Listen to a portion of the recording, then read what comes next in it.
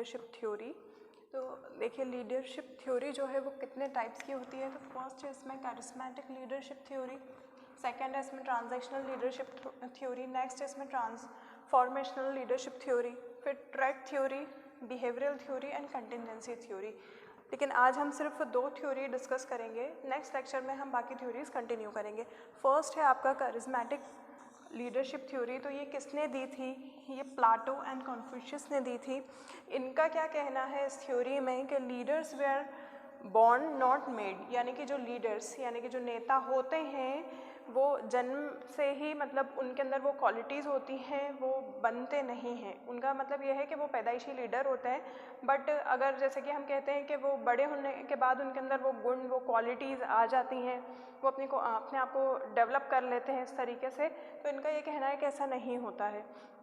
जन्म से जो क्वालिटीज़ होती हैं लीडर की वही लीडर होते हैं, इनका इस थ्योरी में ये कहना है। तो देखिए ये क्या कह रहे हैं, extremely high level of self confidence, बहुत ज़्यादा जो सेल्फ कॉन्फिडेंस होता है वो लीडर्स में पैदाइशी होता है।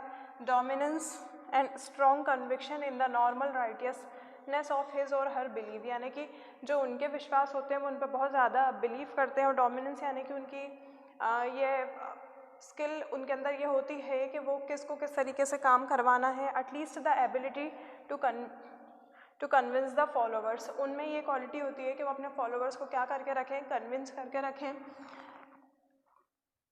दैट ही और she possesses such as confidence and conviction, यानी कि उनके अंदर ये वाली चीज़ें क्या होती हैं, जन्म से ही उनके अंदर कॉन्फिडेंस होता है, डोमिनेंस होता है, उनके अंदर खुद के बिलीव्स होते हैं, सेल्फ कॉन्फिडेंस होता है।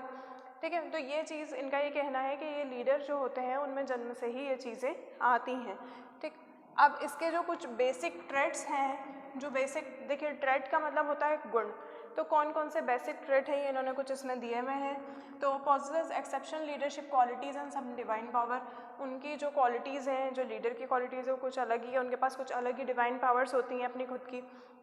Have inherent skill that can not be altered, उनके अंदर कुछ ऐसी स्किल होती हैं ऑलरेडी जिनको अल्टर नहीं किया जाता है, यानी कि चेंज नहीं किया जाता है। नेक्स्ट में ये कह रहा है कि remain influenced by situation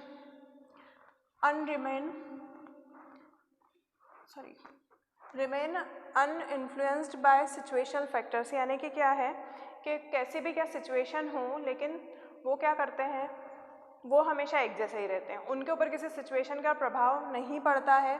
make use of only inherent skills, उनकी जो स्किल्स होती हैं वो उसी को क्या करते हैं, कोई भी सिचुएशन या प्रॉब्लम को सॉल्व करने के लिए यूज़ करते हैं। वो अपने अंदर कोई भी सिचुएशन को देख के कुछ एक्स्ट्रा लाने की कोशिश नहीं करते हैं कि इससे हम ये वाली चीज़ को स्टडी करके या वाली चीज़ को हम ग्रोथ एंड डेवलपमेंट हमारे अंदर करके हम इसका सॉल्यूशन निकालेंगे। नहीं, उनके अंदर जो इनहेरेंट स्किल्स होती हैं वो उसी से क्या करते हैं, प्रॉब्लम को सॉल्व करने की कोशिश करते हैं।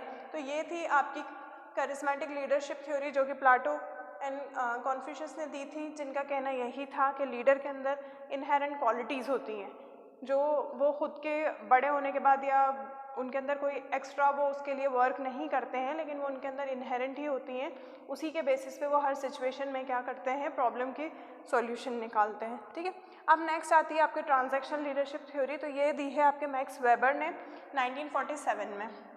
अब इसमें ये क्या कह रहे हैं कि the followers can be motivated, followers को हम मोटिवेट कैसे करेंगे, विथ अवार्ड एंड रिकॉग्निशन, हम उनके काम को पहचान के उनको क्या करेंगे, अवार्ड देंगे तो वो हमसे मोटिवेट होकर रहेंगे, यानी कि लीडर से। How they need to perform better in return of reward and recognition, कैसे, however they need to perform better. अब इससे क्या होगा, जब उनको अवार्ड दिया जाएगा, किसी भी चीज़ के लिए उनको रिवॉर्ड दिया जाएगा तो वो और अच्छी तरीके से क्या करेंगे, परफॉर्म करेंगे। ठीक, जस्ट बिकॉज उनको रिवॉर्ड उस चीज़ का दिया जा रहा है। The transactional leader theory based on the following assumptions, अब इनके क्या क्या अनुमान थे इसमें। Employees can be motivated by reward, ठीक है, उनको रिवॉर्ड देंगे हम तो वो मोटिवेटेड रहेंगे। ठीक, उनका ये कहना है, अगर हम उन्हें रिवॉर्ड नहीं देंगे तो वो मोटिवेटेड नहीं रहेंगे। ठीक, subordinate must follow the order of their superiors, जो सबऑर्डिनेट्स होते हैं उनको उनके सुपीरियर के जो ऑर्डर्स होते हैं उनको क्या करना होता है, फॉलो करना होता है और मानना होता है। जो भी वो ऑर्डर्स देंगे उनको क्या करना है, फॉलो करना है। Subordinate should be control to make them work. Subordinate को क्या किया जाएगा, कंट्रोल किया जाएगा ताकि वो वर्क कर सकें। अब देखिए ये तो उनका अजम्पशन था। अब इसके डिसएडवांटेज या कौन सी चीज़ें हैं जो इसके ड्रॉबैक्स हो सकते हैं, वो ये हो सकते हैं कि सबऑर्डिनेट या फॉलोवर्स को राइट नहीं होता है उसमें कि वो अपने पॉइंट ऑफ व्यू या अपने सजेशंस उनको दे पाएँ। तो ये थोड़ा बॉसी टाइप थ्योरी है, यानी कि क्या है कि उनको जो काम दे दिया गया है उन्हें वही करना है, उनको मोटिवेट करने के लिए रिवॉर्ड देना है।